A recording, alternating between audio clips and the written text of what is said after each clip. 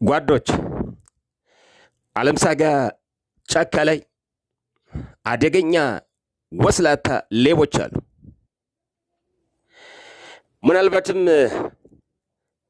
ብልጽግና ያሰማራቸው የፋኖን ስም ለማጠልሸት ፋኖ ዘራፊ ነው የሚል አንድምታ በህዝቡ ላይ እንዲፈጠር ለማድረግ ምናልባትም ብልጽግና ያሰማራቸውም ሌቦች ሊሆኑ ይችላል።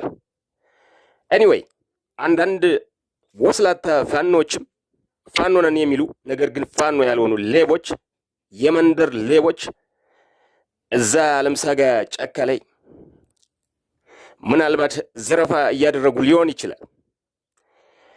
ለማንኛውም ይህን መልእክት ለእውነተኛ ፋኖ ታጋዮች አድርሱላቸው።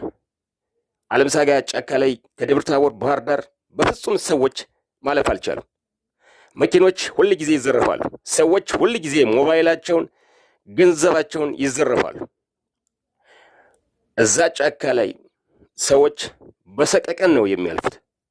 ስለዚህ ፋኖ ወንድሞቼ ይህን መልእክት እባካችሁ ችላ እንዳትሉት። እዛ ጫካ ላይ በፍጹም አጠንክራችሁ ልሰሩበት ይገባል። ምክንያቱም እናንተ ለአማራ ሕዝብ